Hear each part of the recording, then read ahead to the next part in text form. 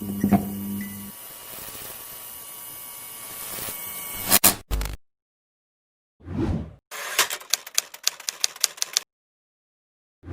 kami hormati Ustadz Fatullah selaku pemateri pada hari ini dan teman-teman yang telah hadir.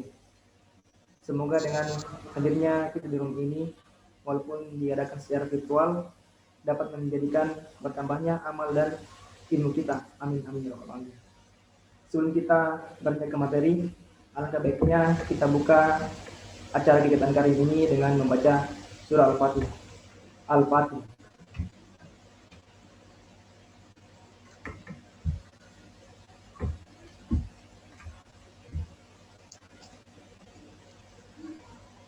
Selanjutnya, marilah kita dengarkan lantunan ayat suci Al-Quran yang akan dibacakan oleh saudara kita Muhammad Ali. Kepada saudara Muhammad Ali, dipersilahkan.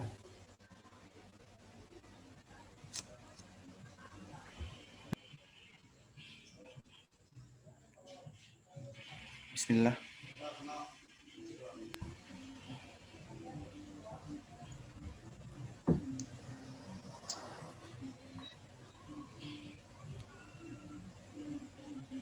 Tes. Ya, yang jelas suaranya saudara Muhammad Ali.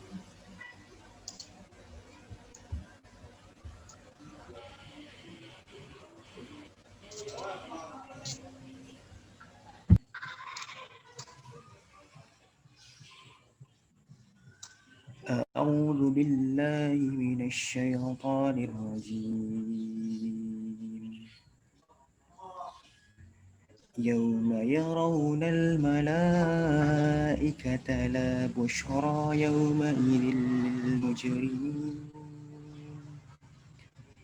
يومئذ للمجرمين ويقولون حجرا محجورا.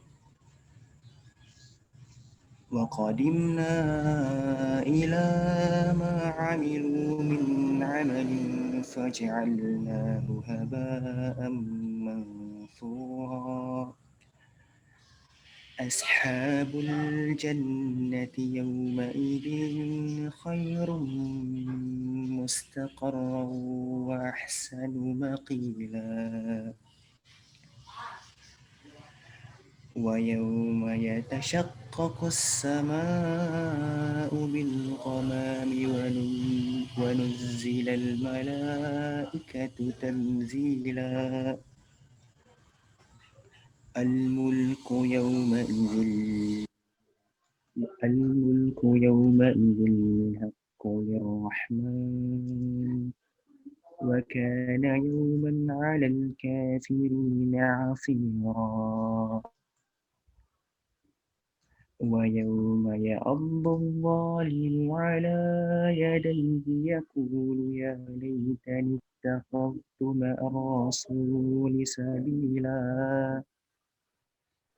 يا ويلتى ليتني لم أتخذ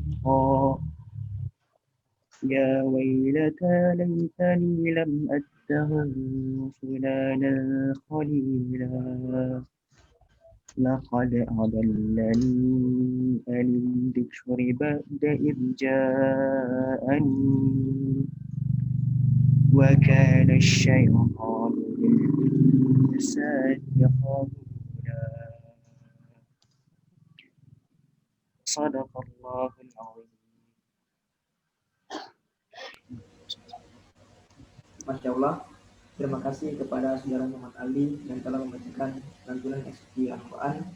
Semoga setelah dibacakannya ayat suci Al-Quran dapat memberikan keberkahan dalam kegiatan dari kali ini. Selanjutnya kita menuju kepada acara inti dengan tema rajin ibadah kok pahalanya habis yang akan disampaikan langsung oleh Ustadz Abdullah. Namun sebelum itu izinkan saya menyampaikan CV Ustadz Fatullah terlebih dahulu. Yang mungkin bisa ditampilkan CV daripada pemateri.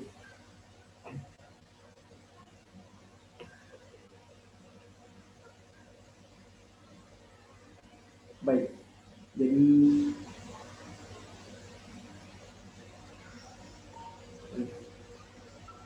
baik, Jadi pemateri kita pada hari ini yaitu Ustaz Fatullah, aktivitas Direktur Rumah Quran Geraha.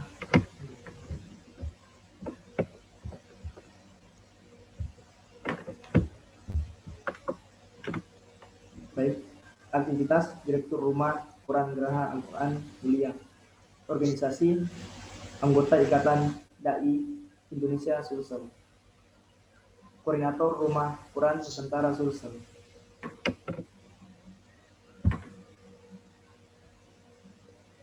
Baik, ini tadi pertemuan singkat dengan pemateri kita pada hari ini. Setelah pemaparan materi, nanti akan ada sesi tanya jawab.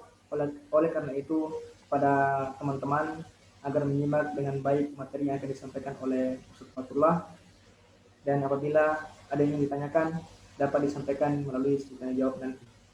Baik, untuk mengefisienkan waktu kepada Ustaz Fatullah dipersilakan.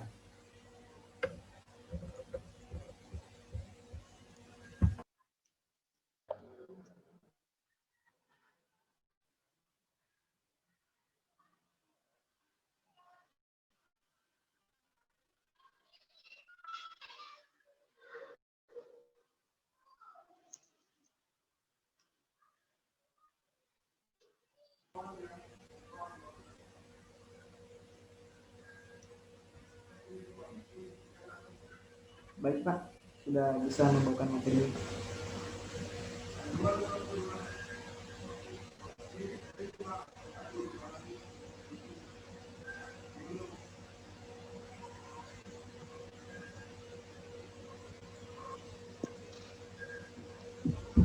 Saya ya. Iya Ustaz. Kan nggak saya?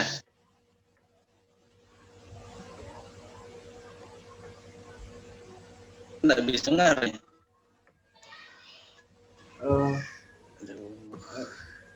Bagaimana Ustaz? Kedengaran suara saya?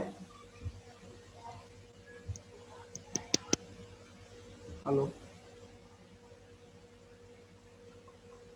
Dengar suaranya. Halo. Untuk Assalamualaikum. Waalaikumsalam. Waalaikumsalam Ustaz. Waalaikumsalam warahmatullahi. Dengaran suaranya? Ya, kedengaran Ustaz. Ya Ustaz. Putus-putus. Kalau saya nggak bisa nggak tapi ini diusahakan pakai kok ini ya. Saya pasti lihat di sini ini, tapi kok nggak bisa.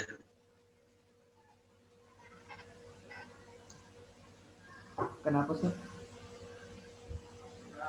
Bisa laptop ya. Kalau yang mulai aja pakai HP bisa dengar nggak suaranya? Iya Ustaz, cuman ya itu mungkin karena gangguan jaringan jadi sendat-sendat suaranya. Bisa ya?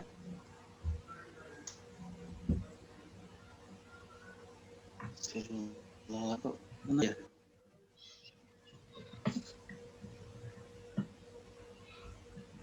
Bisa kedengaran saya? Ya, bisa Ustaz. Halo? Iya. Saya?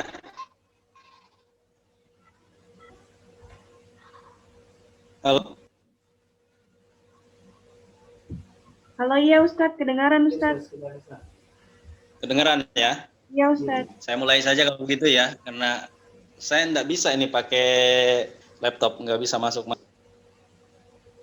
Bismillahirrahmanirrahim. Assalamualaikum warahmatullahi wabarakatuh. Waalaikumsalam. Alhamdulillah, salatu wassalamu ala Rasulillah wa alihi washabihi man wa Allah fa'alim ma'lana wa lima yanfa'na wa zidna ilma yanfa'na. Allahumma ahdina min al-rumati rahmi wal jari ila ma'arifi wal ilmi. Allahumma ij'al mimma yasmi'una al-qawla fattabi'u ahsana. Allah sahla ila ja'altahu sahla wa anta ja'alul hazn idza syi'ta sahla. Wa ba'd qala ta'ala a'udzu billahi minasyaitonir rajim. ayyuhalladzina amanu taqullaha haqqa tuqatih wa la tamutunna illa wa antum muslimun. Saudara sekalian, imani wa rahmatullah, tema perbincangan kita pada malam hari ini adalah saya cara redaksi, tapi intinya bagaimana kemudian agar pahala amal kita tidak seperti kurang seperti itu.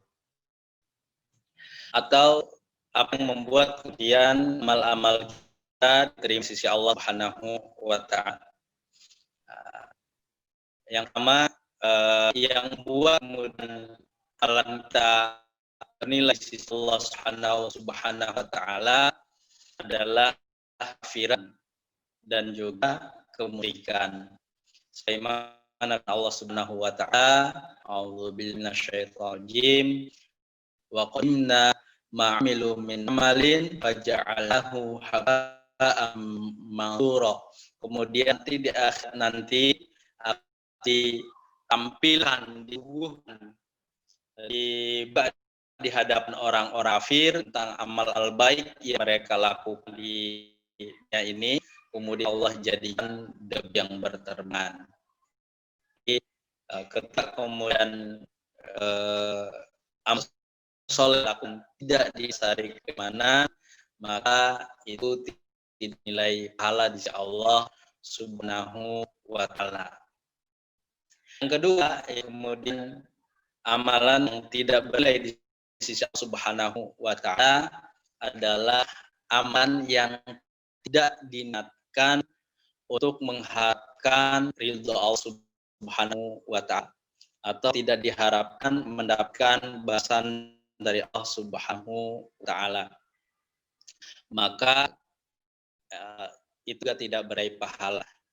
Itulah yang dia kemudian kita sebut dengan ikhlas, atau ketika Abdul bin Jal komentari ayat alladzi khalaqal mauta wal hayata liyabluwakum ayyukum ahsanu amala, beliau ahsanu amala itu adalah ala suhu aswabum. Jadi ahsanu amala itu pertama adalah paling ikhlas, yang kedua yang paling benar. Ikhlas itu apa? Karena min alin taghihi wajhullah, yaitu aman yang kemudian dengan amal tersebut diharapkan balasan atau pahala di Allah Subhanahu wa Ta'ala. Sementara suhu dalam tobian binati Rasulullah sallallahu alaihi wasallam, persesuaian dengan Rasulullah SAW. Ini ketika alam tersebut bersifat tauqifi atau alan yang atau ada yang tata-caranya sudah ditentukan oleh Rasul Sallallahu Alaihi Wasallam. Maka kalau bersesuaian tentu Rasulullah SAW tidak diterima atau ikhlas, tidak mengharapkan ridha Subhanahu wa Ta'ala, tidak ikhlas, maka itu tidak berlain di Allah Subhanahu wa Ta'ala. Sebagai akalannya, keinginan mendapatkan pahala dari Allah Subhanahu wa Ta'ala itu bercampur dengan yang lain. Misalkan kalau saya misalnya jadi orang guru, saya berniat kemudian mendengarkan ilmu, mendapatkan pahala sisi Allah Subhanahu wa Ta'ala, atau mendapatkan keridhaan Allah Subhanahu wa Ta'ala. Tapi di sini saya juga mengharapkan gajinya, karena di situ kemudian penunjang kebutuhan kehidupan dunia. Apakah kemudian itu menghapuskan semua pahalanya berdiri di Allah Subhanahu wa Ta'ala? Ini kata ulama kita, ini tidak menghapuskan seluruh pahala di sisi Allah Subhanahu wa Ta'ala berdasarkan sebuah hadis yang diriwayatkan Imam Muslim. Kalau merusilan bab itu dibuka di kitab Jamul Ulum wal Hikam, ada temahan elu judul terjemahannya di situ hadis riwayat Muslim yang akan menurut dan bersabda yang kemudian Ustaz, apa namanya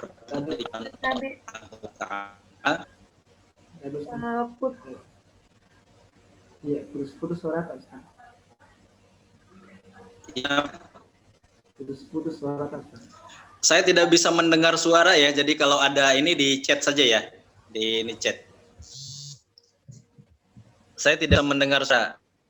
Betul. Putus juga ya? Oh, gitu. Ya itu makanya saya perangkan sebenarnya ini apa namanya lewat lab, tapi kok bisa saya? Saya sebut satu dibilang sebut skor ini itu misalkan kali ya.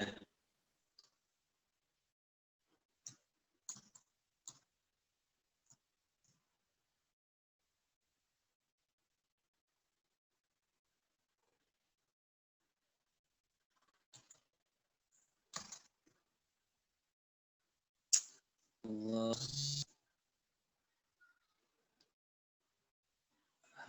M P P F T U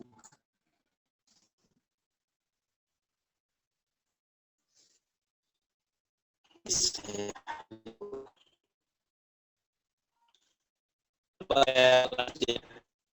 Kalau ini saya ulang sendiri.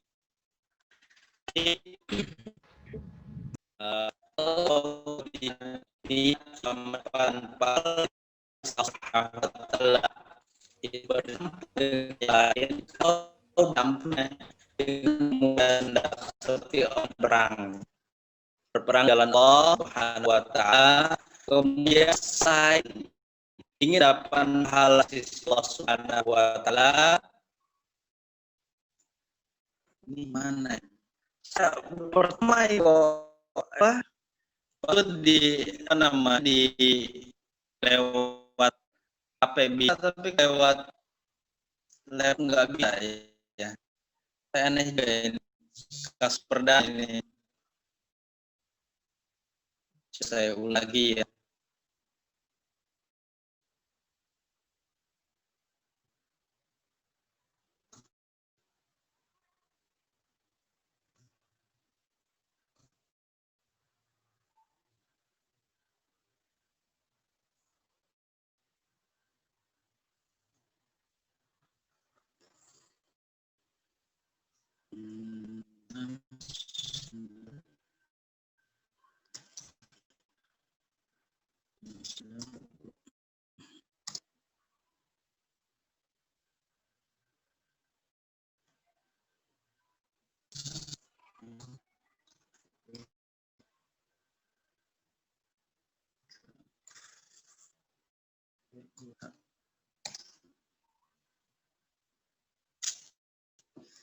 Betul Nabi.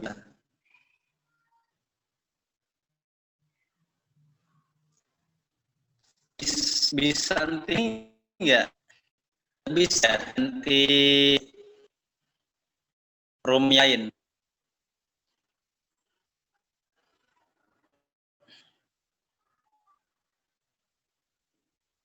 Coba ini pertama riset kasus gini. Coba mungkin Ustadz, passcode-nya itu caps lock semua Ustadz. Passcode-nya hurufnya caps lock semua Ustadz. Saya pakai urusan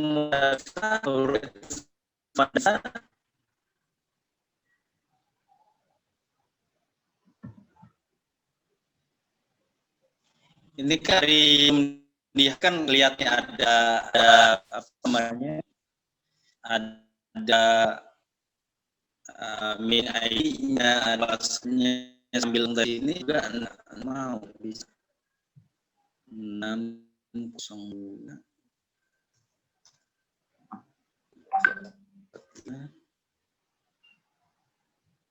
992 Atau mungkin katanya juga di sini Bentar. Ustadz, kameranya mungkin Ustadz bisa dimatikan, siapa tahu lebih bagus. Kameranya Ustadz, mungkin kalau dimatikan bisa lebih jernih suaranya. Coba chat sih, chat. Udah dengar ya. Ya, saya usaha nih. Saya usahakan lagi di laptop. Tunggu ya, sabar ya.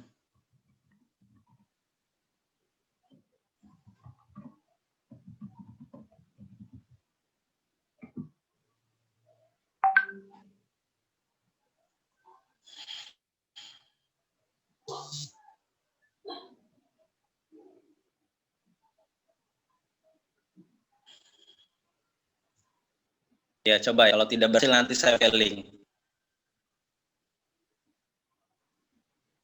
Saya coba sekali lagi. Kalau tidak berhasil juga saya pakai link.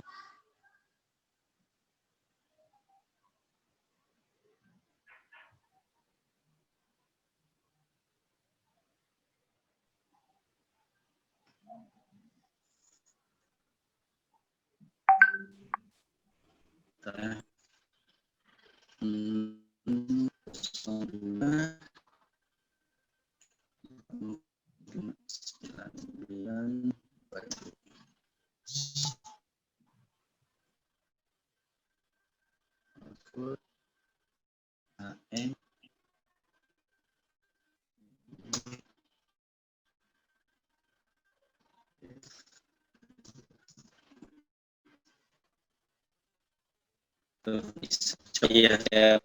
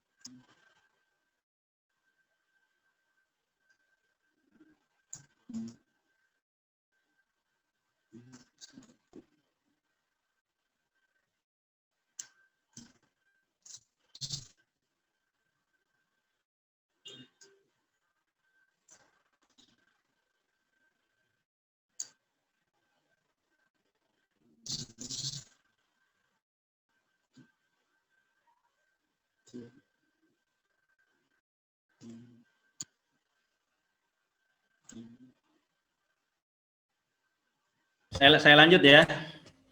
Bismillah. Alhamdulillah lebih baik ini Ustaz. Jelas ya? Ya, baik. Alhamdulillah. Baik, bismillah, alhamdulillah, wassalatu wassalamu ala rasulillah wa ala alihi wa ashabihi wa man wala. Saudaraku sekalian, hal-hal yang kemudian membuat amalan kita tidak bernilai di sisi Allah Subhanahu wa taala. Yang pertama, tadi saya sudah berbicara kekafiran, berbicara kemusyrikan.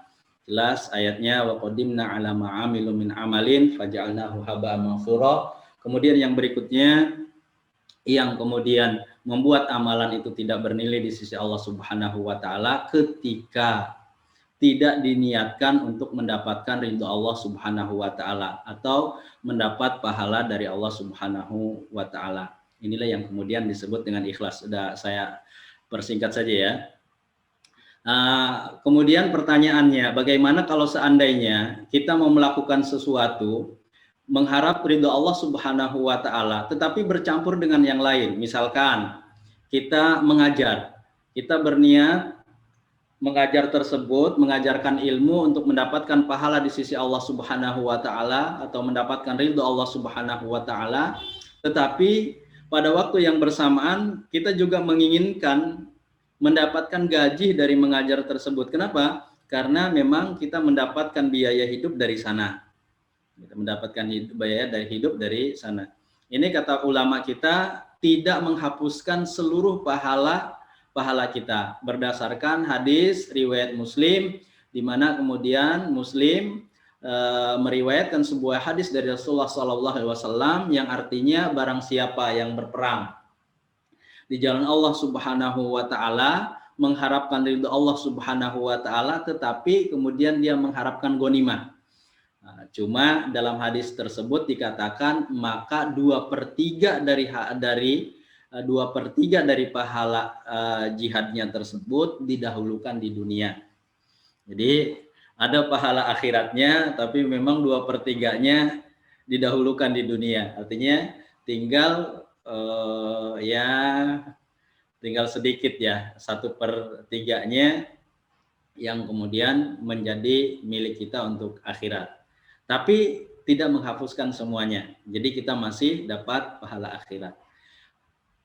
Tetapi kalau bercampur dengan ria, kalau bercampur dengan ria itu menghapuskan seluruh pahalanya.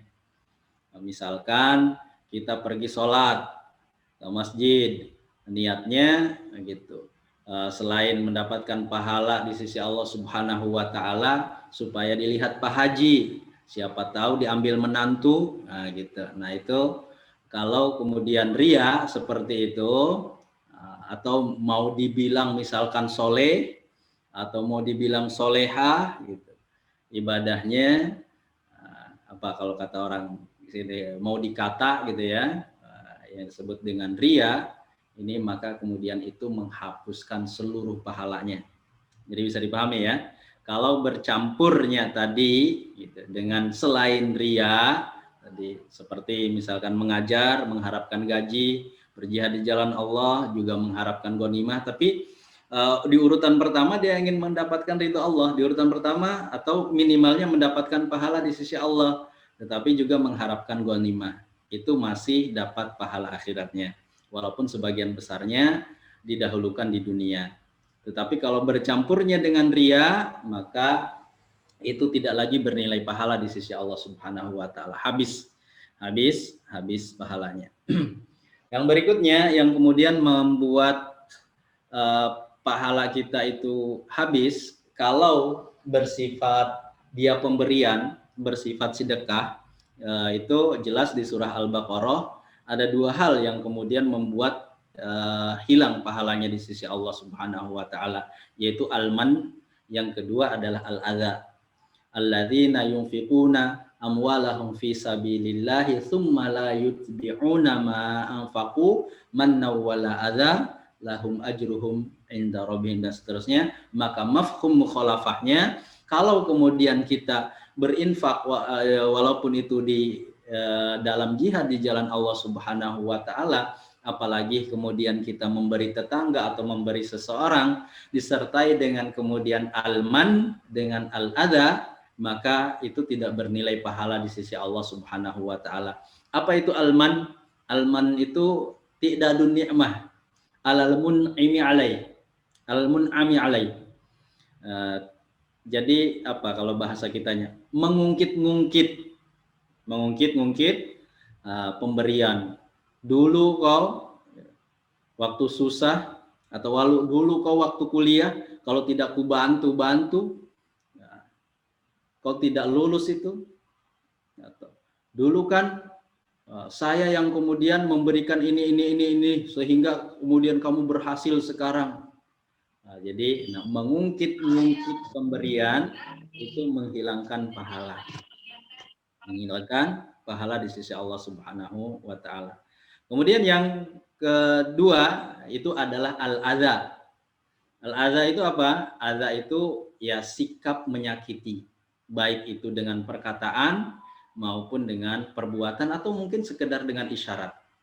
Nah, itu menghilangkan pahala. Memberi tapi sambil menyakiti.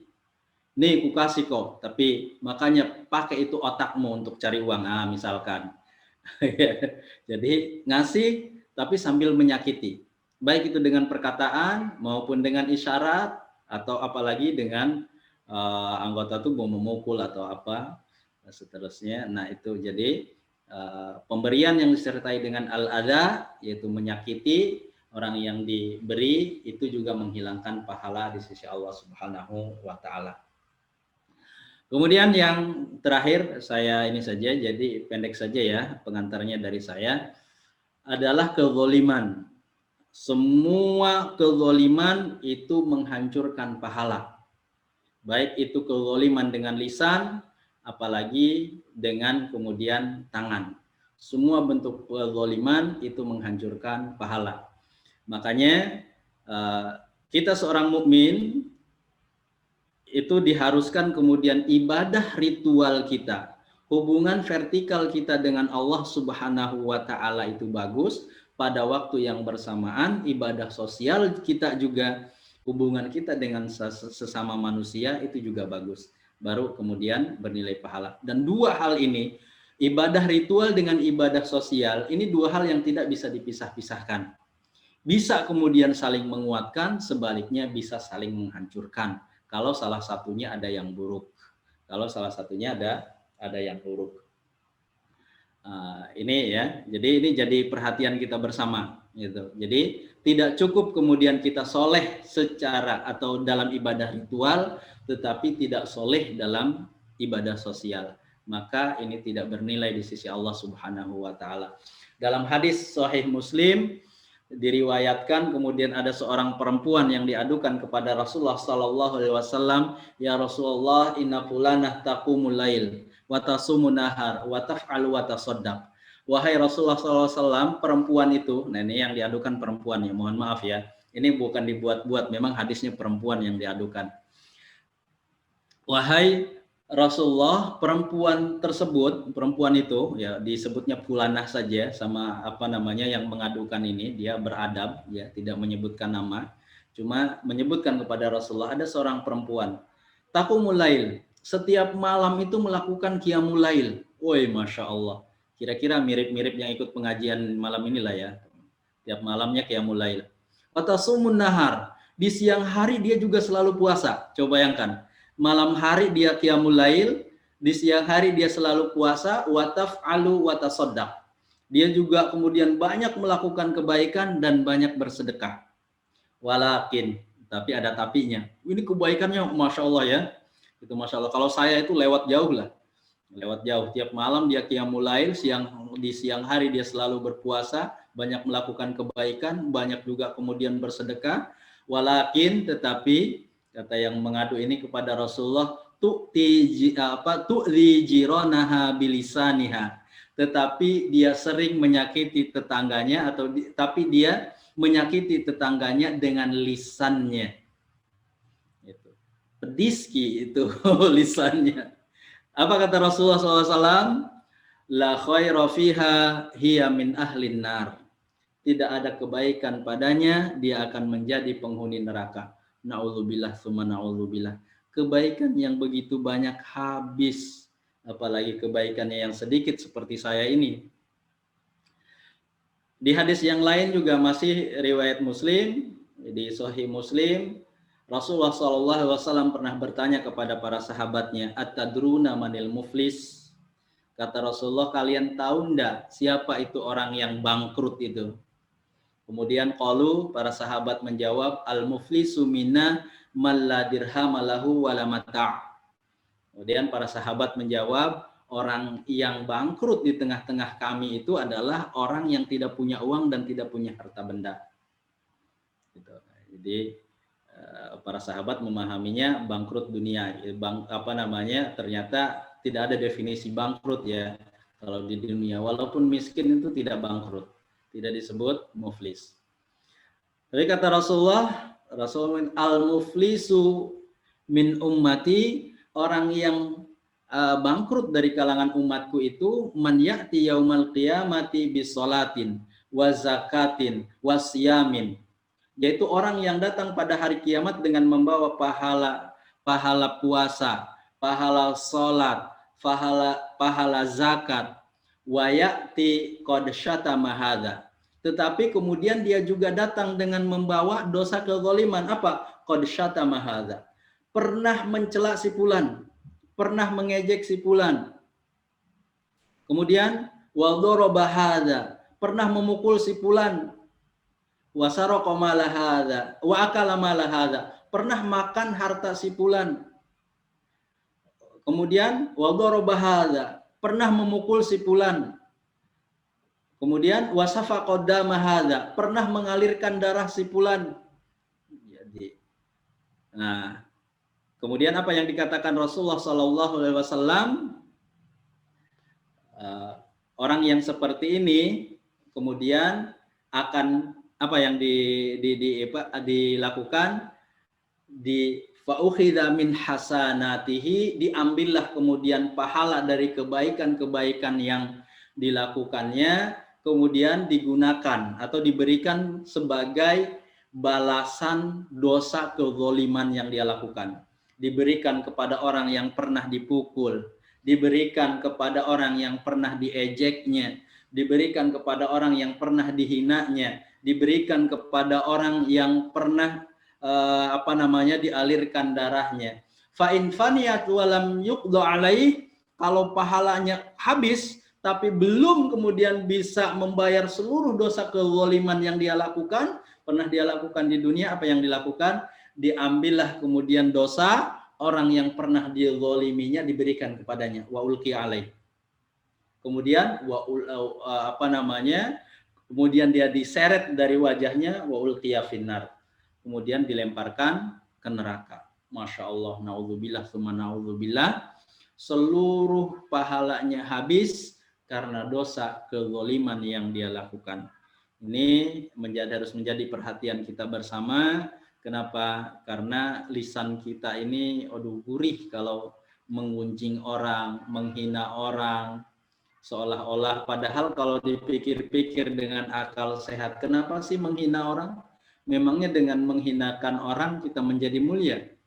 Kenapa sih harus merendahkan orang? Memangnya kalau kita merendahkan orang kita menjadi tinggi derajatnya? Padahal tidak. Padahal tidak. Tapi Masya Allah, ini efeknya luar biasa. Ini akan menghancurkan seluruh pahala yang kita lakukan. Walaupun kita datang dengan membawa pahala sholat yang banyak, membawa pahala puasa yang banyak, membawa pahala zakat yang banyak, tetapi kemudian itu nanti akan sia-sia, digunakan untuk membayar kepada orang-orang yang pernah kita zalimi karena lisan kita, karena kemudian isyarat mengejek kita, karena isyarat mata, itu kan biasa ya kadang, atau menertawakan orang, biasa orang lewat ditertawakan, atau kemudian kezaliman yang dilakukan dengan tangan kita. Nah, itu semua akan kita bayar. Nah, kalau kemudian pahala kita tidak mencukupi untuk membayar, maka dosa mereka yang akan diberikan kepada kita, dan kita kemudian dilemparkan ke neraka karena dosa itu. Na'udzubillah summa na'udzubillah. Mungkin ini sebagai pengantar dari saya, karena sudah terlalu mohon maaf tadi gangguan teknis yang lama, supaya tidak terlalu larut, nanti sedikit saja pengantarnya dari saya. Kalau ada yang mau didiskusikan atau masih ada waktu untuk berdiskusi, silahkan saya kembalikan ke moderator. Wallahu a'lam, aqulu qouli hadza wa astaghfirullah li wa lakum. Assalamualaikum warahmatullahi wabarakatuh.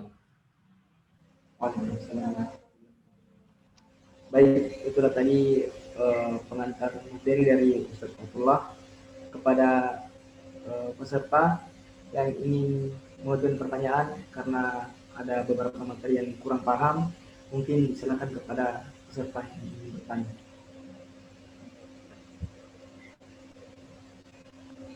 Tapi moderator, saya mau bertanya.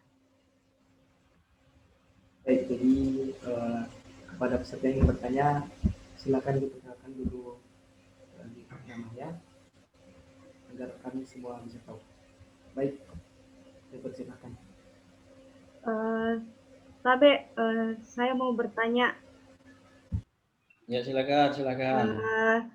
Assalamualaikum Ustadz. Waalaikumsalam warahmatullahi Saya mau wabarakatuh. bertanya Ustadz. Mungkin sering ini dilakukan sama perempuan Ustadz. Biasa kalau mereka kumpul-kumpul, terus mereka cerita, dan biasa mereka ceritakan orang lain. Tapi biasa ada yang bilang, ih enggak apa-apa jadi cerita, karena kenyataan Ji bukan Ji gibah. Jadi mereka menganggap kalau menceritakan yang kejadian sesungguhnya itu bukan Ji masuk ke dalam gibah Ustadz. Jadi apakah itu benar Ustadz? Dan yang kedua, saya pernah dengar Ustadz, ada gibah yang diperbolehkan. Yang seperti apa itu Ustadz? Ya, terima kasih Ustadz. Ya, langsung ya moderator atau gimana? Baik, saya persilakan kepada Ustadz bagaimana baiknya. Apa kita tampung dulu pertanyaannya atau mau langsung dijawab oleh Ustadz? Langsung saja ya, takut saya lupa ya. Baik. Ya, bismillah, alhamdulillah, wassalatu wassalamu ala rasulillah. Ya itu tidak betul. Gibah itu adalah menceritakan keburukan orang lain, yang kalau kemudian didengar oleh orangnya maka dia merasa tidak senang. Itu gibah. Betul yang sebenarnya. Tapi kan ini sebenarnya, iya gibah itu yang sebenarnya. Tapi kalau didengar oleh orangnya dia merasa tidak senang. Gitu. Kalau kemudian tidak sebenarnya, fitnah itu bukan gibah gitu. Jadi kalau tidak sebenarnya fitnah, bukan ghibah, itu lebih parah lagi gitu. Jadi ya gibah itu menceritakan sesuatu baik itu fisik atau apapun ya gitu. Kalau didengar oleh kemudian orang yang diceritakan itu, maka dia merasa tidak senang. Itu adalah ghibah. Gitu. Jadi kalau dibilang bukan gibah, nah sebenarnya gibah itu kalau tidak sebenarnya fitnah namanya, bukan gibah itu ya. Kemudian bukankah betul nggak ada gibah yang dibolehkan? Betul. Silahkan nanti boleh dilihat di saranya hadis Arba'in An-Nawawi ya, An-Nawawi. Kalau nggak salah atau 6 atau 8, kalau saya lupa ingat gibah yang dibolehkan. Di antaranya itu apa? Di antaranya adalah kalau dia menyangkut bahaya untuk orang banyak. Misalkan tentang pelaku bid'ah, misalkan bid'ah yang sepakati bid'ahnya ya, misalkan dia orang yang merusak akidah dan kemudian memang dia gencar merusak akidah orang. Nah, kemudian yang seperti ini boleh kemudian dikabarkan kepada khalayak, hati-hati, si fulan itu punya penyimpangan akidah begini, ini bentuk penyimpangannya, jangan diikuti, itu tidak sesuai dengan tuntunan agama. Atau kemudian ya kalau ada bahaya yang bersifat ya intinya bersifat nasional gitu ya. Kalau kita ya bahasanya nasional, misalkan ini bahayanya untuk negara gitu ya, sifatnya bahaya untuk negara, itu boleh karena ini mengancam keselamatan negara, diceritakan. Jangan misalkan jangan pilih si fulan, karena kalau si fulan jadi pemimpin negara kita akan hancur misalkan. Ini misal ya, misal. Itu ada beberapa hal yang dibolehkan. Tapi itu memang dalam kondisinya sekali lagi secara umum itu mengancam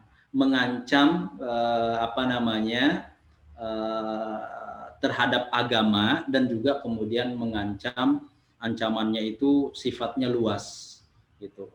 Masyarakat ya misalkan kaum muslimin secara luas atau misalkan ancaman yang bersifat negara misalkan.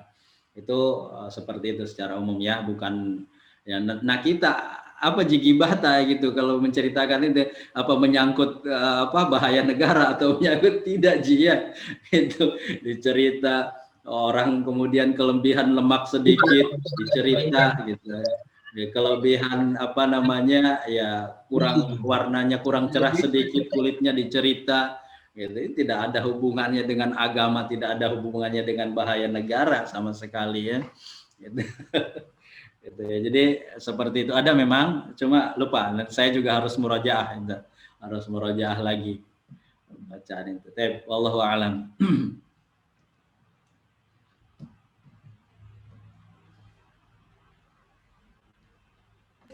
Ya, baik. Silahkan kalau masih ada. Bagaimana penanya? Sudah jelas? Ya, jelas, moderator. Ustaz, saya izin ingin membacakan. Ini ada pertanyaan melalui chat, Ustaz. Saya izin membacakan, Ustaz. Melalui chat. Iya. Saya izin membacakannya, Ustaz. Iya, silakan. Ya, baik. Ini pertanyaan dari saudari Raihana.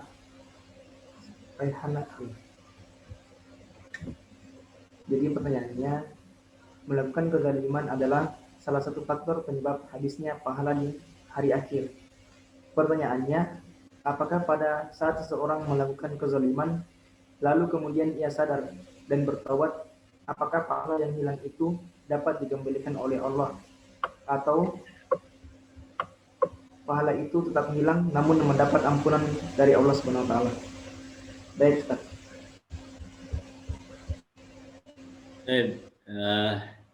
Bismillah, alhamdulillah, wassalatu wassalamu ala rasulillah. Kalau kita bertobat, gitu, insya Allah pahalanya tidak hilang nanti di akhirat.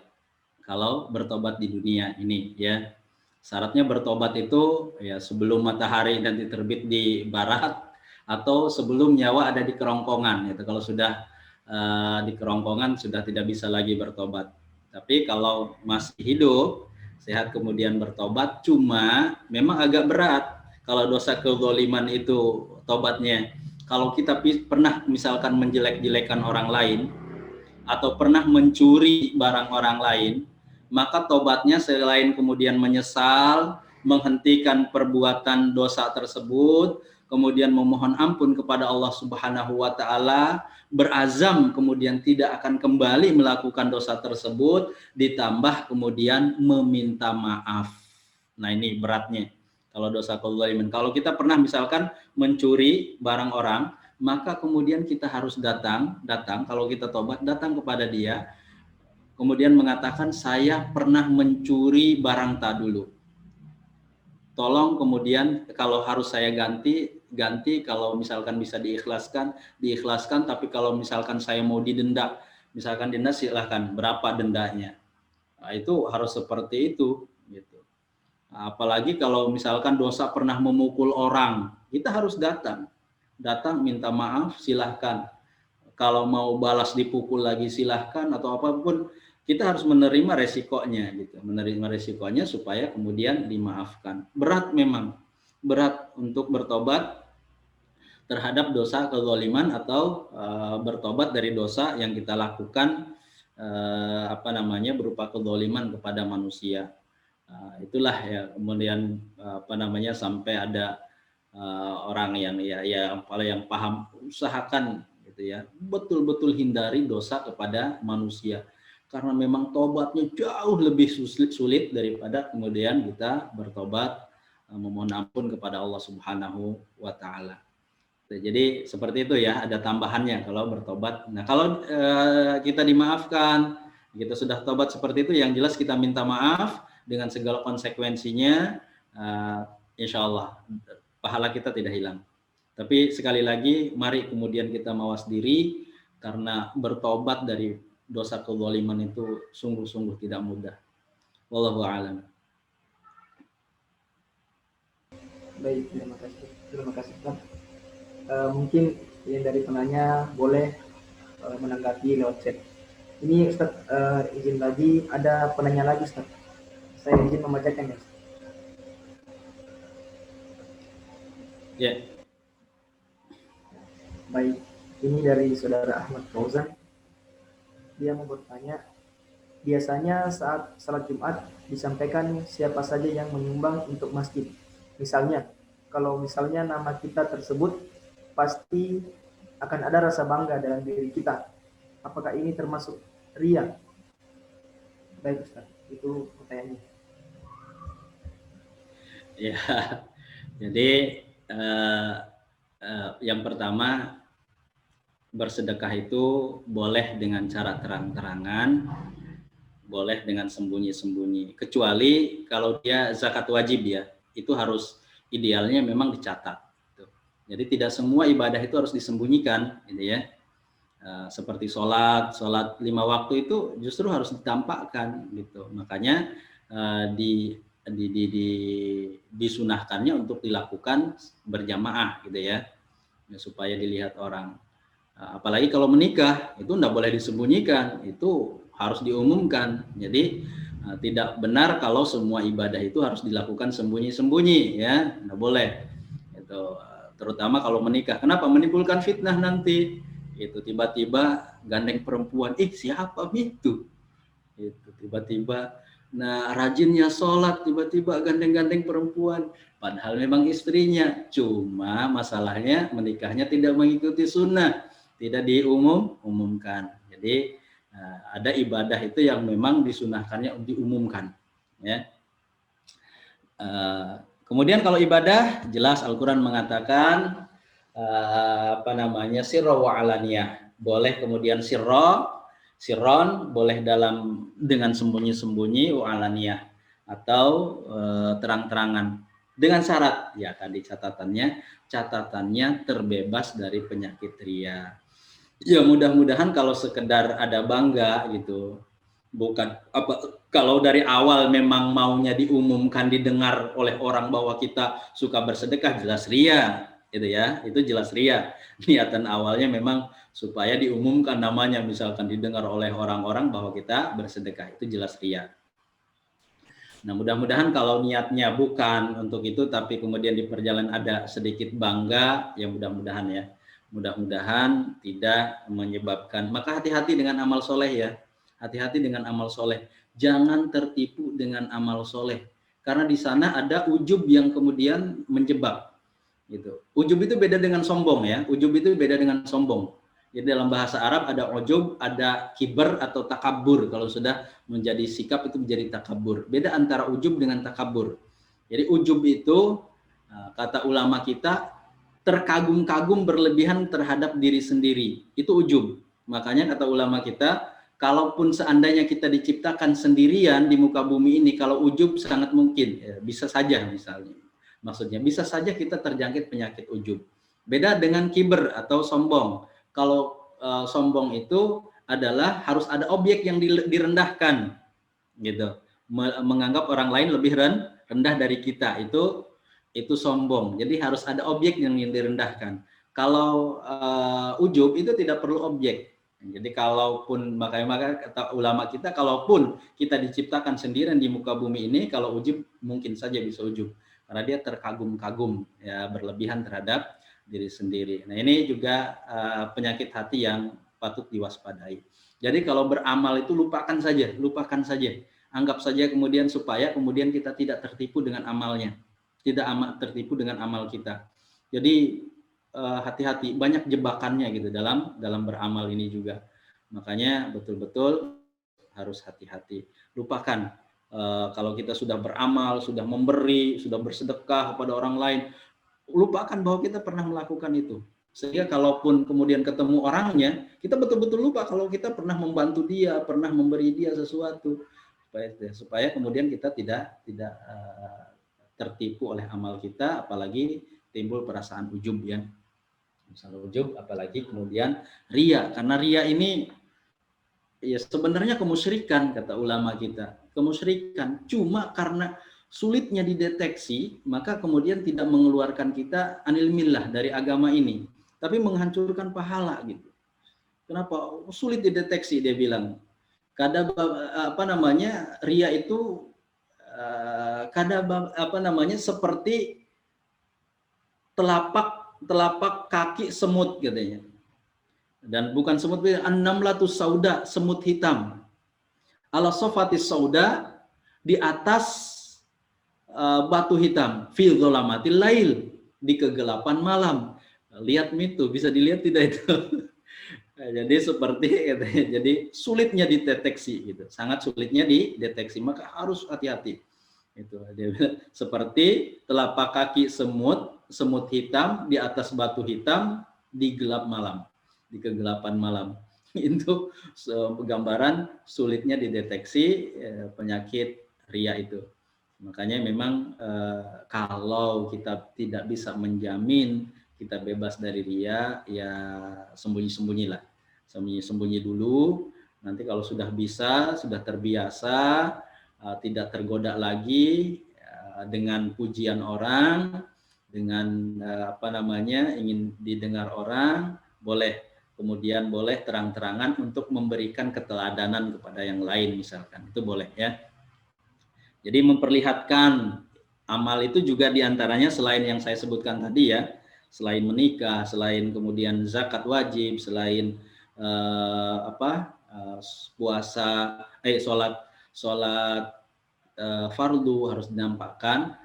Kata ulama kita juga boleh, misalkan seorang alim, orang faqih gitu ya, kemudian sholat sengaja di hadapan manusia gitu, di depan orang ramai. Tujuannya apa? Memperlihatkan kepada halayak tata cara sholat yang benar, itu boleh gitu.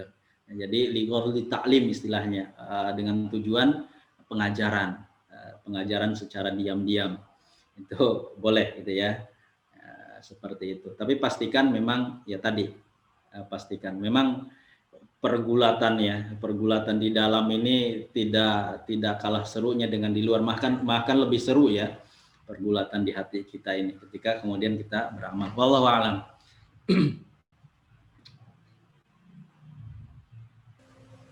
Baik, kepada penanya yang ingin berkomentar boleh di kolom. Begini Ustaz, karena ada beberapa pertanyaan ini Ustaz, mungkin bagaimana menurut Ustaz kalau kita batasi pertanyaannya, atau bagaimana Ustaz? Terserah, waktu tak ada berapa? Ada berapa menit lagi? Nanti saya singkat saja jawabannya. Ya. Bagaimana Kak untuk waktunya?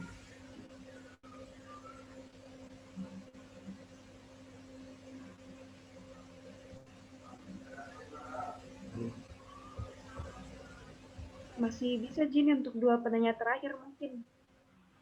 Oh ya, 2 penanya terakhir saja ya. Kiat-kiat akan amalan kita, tetap terjaga. Yang pertama tentu saja berilmu ya. Terus kemudian menambah ilmu. Karena mau ikhlas juga kalau tanpa ilmu nggak bisa ikhlas. Mau apapun tanpa ilmunya nggak bisa. Maka yang pertama adalah berilmu. Kemudian dengan ilmu itu berakhlaklah dengan ilmu tersebut.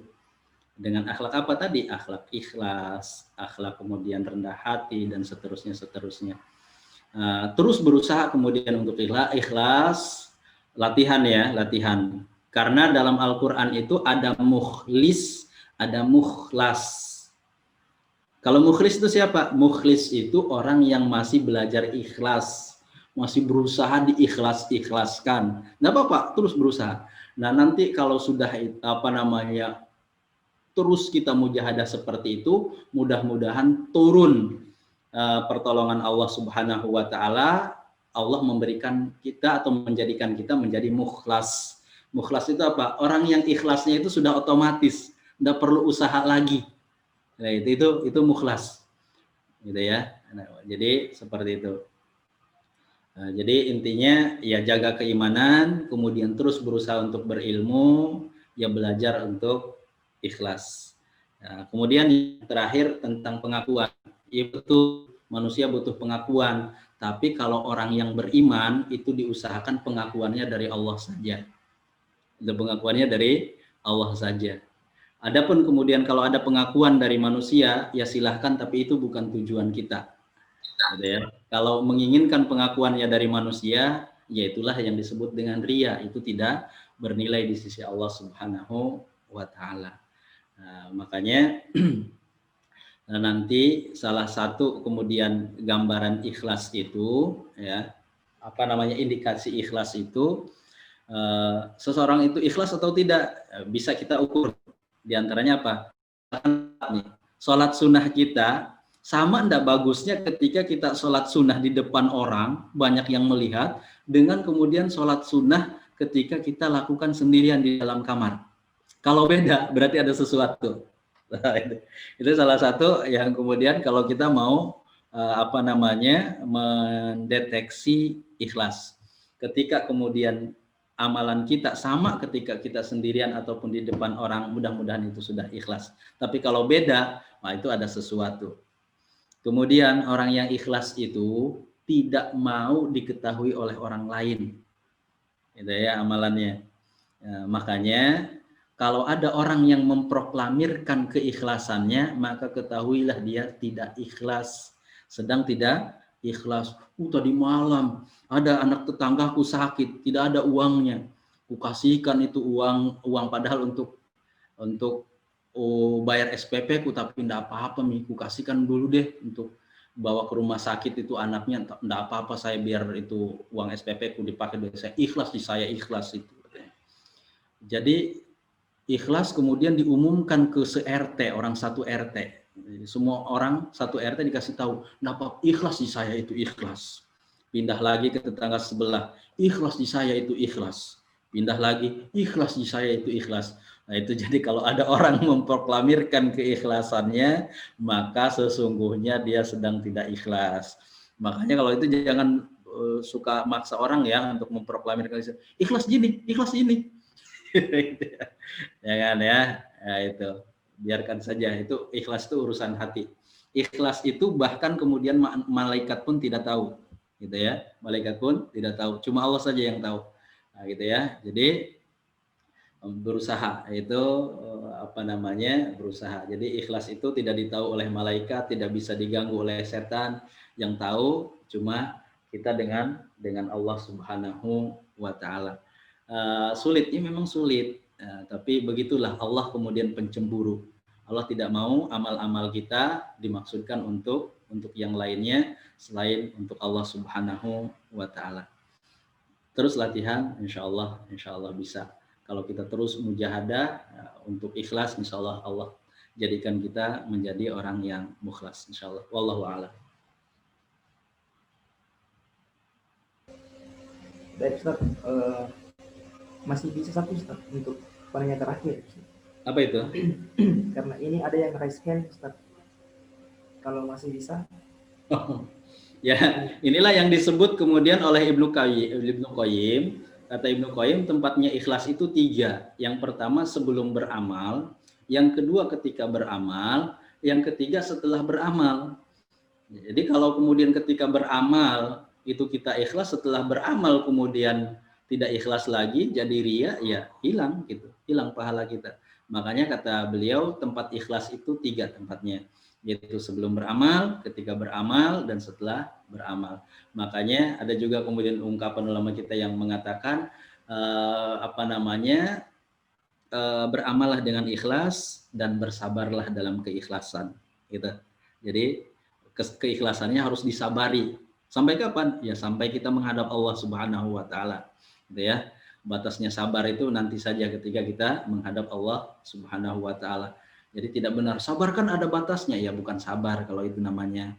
Ya minimal itu sabar definisi kita gitu ya, bukan sabar definisi agama gitu. Wallahu a'lam.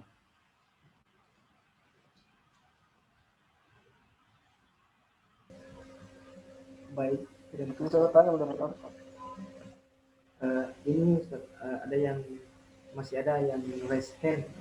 Mungkin kalau masih boleh satu pertanyaan lagi Ustaz. Ya silakan. Ya, ini mungkin sebagai pertanyaan terakhir kepada Setia Haji Kusuma. Tadi ini dia respon. Baik, Assalamualaikum warahmatullahi wabarakatuh. Waalaikumsalam warahmatullahi wabarakatuh. Selamat malam Ustadz, saya ingin bertanya.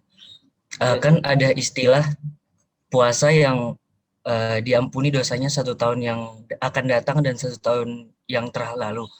Apabila beberapa saat atau beberapa hari setelah kita berpuasa kita melakukan maksiat, apakah itu diampuni atau bagaimana Ustadz ya? Artian dari diampuni dosa 1 tahun yang akan datang itu. Terima kasih Ustadz. Assalamualaikum warahmatullahi wabarakatuh. Baik. Para ulama sepakat yang dimaksud dengan puasa. Jadi bukan hanya itu ya, nanti banyak ibadah-ibadah yang menghapuskan dosa-dosa kita. Misalkan dalam satu itu kan puasa 10 Dzulhijjah 9 apa namanya di 9 Dzulhijjah ya. 9 Dzulhijjah seperti itu keutamaannya. Tapi nanti ada yang lain juga. Misalnya kata Rasulullah sholawatul khamsu.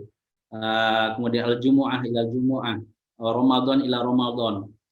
Jadi salat yang 5 waktu, kemudian dari Jumat ke Jumat berikutnya, dari Ramadan ke Ramadan berikutnya, itu mukaffiratun lima bainahuma. Itu akan menjadi penghapus di antaranya. Tapi catatannya idza jitunibatil kabair, kalau dia menghindari dosa-dosa besar. Jadi seluruh ulama sepakat itu. Jadi yang diampuni itu 1 tahun yang lalu dengan 1 tahun yang akan datang itu dosa kecil, bukan dosa besar. Bukan dosa berzina, bukan dosa mencuri, bukan dosa durhaka kepada orang tua, bukan dosa-dosa besar ya, apalagi dosa membunuh misalkan, bukan. Yang dimaksud itu adalah dosa-dosa kecil. Wallahu a'lam. Baik, terima kasih Ustadz. Ya, baik.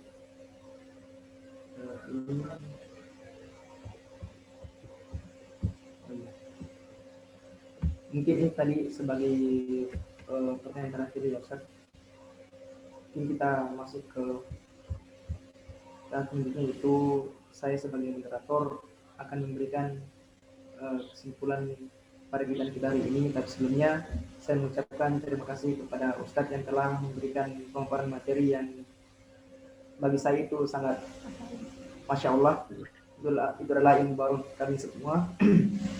Adapun kesimpulan yang akan saya bawakan yaitu, adapun kegiatan yang dapat membuat pahala kita tidak terhitungkan, yaitu yang pertama adalah kafir, yang kedua musyrik, dan yang ketiga adalah tidak adanya niat untuk mendapatkan pahala dari sisi Allah Subhanahu wa taala. Dan adapun yang disebutkan dalam surah Al-Baqarah yaitu Al-Man dan Al-Azza. Apa itu Al-Man? Yaitu mengungkit-ungkit pahala yang pernah kita lakukan, dan yang kedua yaitu adalah Al-Azza, di mana sikap yang menyakiti. Kemudian adanya sikap atau kegiatan kezaliman yang kita lakukan sehingga pahala kita lah yang akan membayarnya. Mungkin itu kesimpulan yang dapat saya sampaikan. Terima kasih kepada Pak Ustadz Fatullah yang telah memberikan materi yang sangat baik untuk hari ini, dan kepada peserta yang telah memberikan masukannya, pertanyaannya, dan telah hadir kepada pertemuan kita hari kali ini. Saya mengucapkan terima kasih yang sebesar-besarnya. Saya boleh pamit ya? Ya baik Ustaz, terima kasih Ustaz. Saya pamit ya. Terima kasih, Ustaz. Ya. Assalamualaikum. Waalaikumsalam warahmatullahi Waalaikumsalam. Sehat-sehat Ustaz. Amin, amin, Allahumma amin. Barakallahu fiikum, Ustaz. Baik, kepada peserta jangan dulu karena kita akan mengadakan sesi dokumentasi ya. Kak, bagaimana? Ya, dengan ini saya serahkan kepada host dulu. Oke, jadi ada 3 slide. Mungkin yang bisa aktifkan kamera, diaktifkan ya kameranya. Jadi ada 3 slide. Saya mulai untuk slide pertama. 1, 2, 3. Tunggu sebentar. Oke, selanjutnya slide kedua. 1, 2, 3. Oke, tahan. Untuk slide, oh selesai ya, habis. Ya habis slide-nya ternyata. Cuman 2 slide. Oke, saya kembalikan ke moderator. Baik, dengan berakhirnya si dokumen tadi, berlaku lagi dan kita pada malam ini. Terima kasih kepada semua peserta yang telah meluangkan waktunya. Semoga kegiatan kita pada malam ini bernilai pahala di sisi Allah Subhanahu wa taala dan dilipat gandakan oleh Allah Subhanahu wa taala. Terima kasih kepada semua peserta. Semoga kita selalu dalam lindungan Allah Subhanahu wa taala. Amin amin ya rabbal alamin. Terima kasih semua. Terima kasih semuanya. Assalamualaikum warahmatullahi wabarakatuh.